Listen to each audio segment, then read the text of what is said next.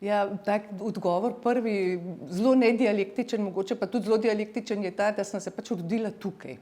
Kar ne pomeni, kar res nekaj pomeni. No. Mislim, to, kar je Heglova misel sprožila tukaj, filozofski dogodek, ki ga je inauguriral v nekem trenutku in ki trajal in še traja desetletja, to je res bil dogodek in je še eno. Tako da jaz, ko sem začela razmišljati, ne, ko sem postala Age of Reason, kot se temu reče, je bil duh heglovstva v najbolj žlahtnem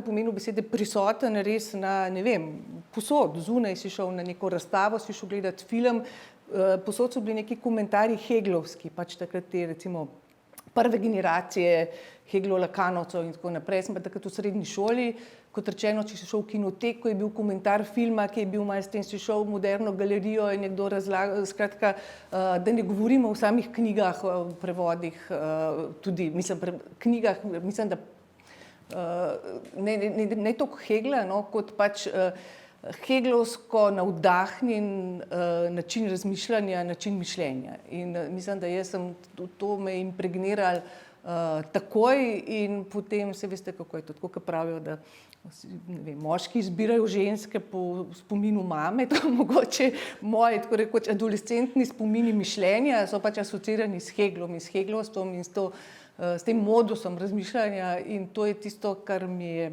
bilo od tistega trenutka naprej zmeri najbližje. Seveda pa tudi konkretno, ne, to ni samo zdaj neka anekdotičnost, seveda tudi konkretno ob stvarih, s katerimi sem se ukvarjala, sem pač videla, da je nek način mišljenja, ker to se mi zdi pri Heglu zelo ključno, da je mogoče filozof načina mišljenja par excellence. Mislim, seveda je rekel veliko zelo dobrih, pomembnih stvari, ampak da ni toliko nekdo, ki te nekaj nauči, kaj misliti, ampak te res nauči misliti in misliti na en zelo specifičen način, ki je pač heglovski način in ta je bil meni zmeri blizu, ki je bil v tem smislu dinamičen, nikoli res ne abstrakten v nekem tem pomenu, da se moraš nekaj pametnega, da te nekje te izmeri zadel v nekaj konkretnega, se mi je zdelo, no, ko sem brala te tekste, kar te je interpeliralo, kar te je nagovorilo, kar je te potegnilo noter. In potem to je pa hkrati tudi nek imperativ, se mi zdi, ko delaš, ko razmišljaš, ko pišeš sam, lahko tudi nekih drugih stvarih, da jih na nek tak način malo delaš, da ta konkretnost, ta materialnost misli, da obstaja. No. Hkrati pa se mi tudi zdi, da je tukaj nekaj nalezljivega. Če človek prebere nekih Heglovih tekstov, pa nekih dobrih heglovskih tekstov, začne razmišljati na podoben način. Ne mislim vsebinsko, ampak neka mašina je v glavi, ki ene stvari povezuje na nek določen način. In to heglovski način, to se mi zdi, da izgleda mogoče malo banalno ali pa tako mehansko, kopiraš Hegla. Ne, jaz mislim, da je to duh v najčistejši obliki, v tem materializmu načina, no, tudi razmišljanja, argumentacije, branja tekstov, tega, česar se zlahka nalezeš, če si malo, seveda, pač če neka afiniteta tukaj obstaja.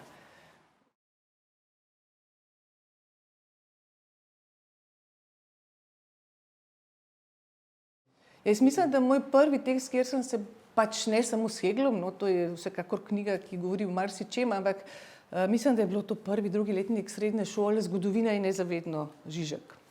To je bila knjiga, ki mi je nekako takrat zelo določila potem.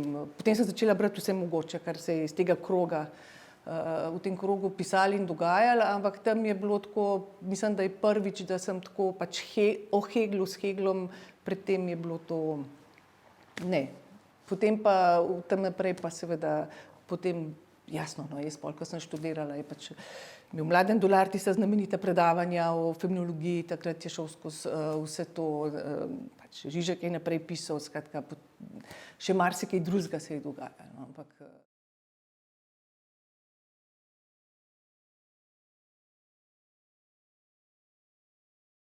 absolutno, ne, jaz mislim, da je prav to, da kar je mene v Hegla vrgel, je natanko ta močen učinek, ki ga je tukaj imel. In to mislim, da je res dokaz živosti enega filozofa, ni samo to, da je, ne vem, veliko nekih akademskih tekstov v njem napisanih, ampak a kje res instigira, a kje res zakur neko misel, ki je malo drugačna, malo presenetljiva, malo nova in to je tukaj to absolutno bilo. Tako da jaz sem se za to iskro, bi rekla, sekundarno iskro, ki pa je bila v enih stvareh mogoče še močnejša kot originalen požar, okužila pač tam nekje v srednji šoli. Ja.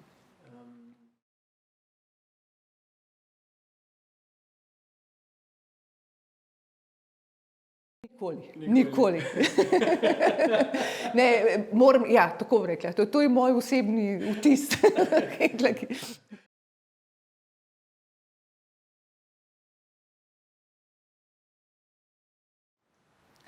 Ja, tako bom rekla. Na nek način že takoj, ne, s Kantom, kot rečeno, je moj magisterij in doktorat sta bila v Kantu, ampak po drugi strani, glede na to, da sem jaz že Kanta brala s to heglovsko pregneteno perspektivo, no, kar pomeni, da pač določene stvari, to ne pomeni samo s tem, kaj je Hegel rekel v Kantu, ampak na nek način, kjer opaziš ene točke, pa se ti zdijo bolj ključne kot druge točke.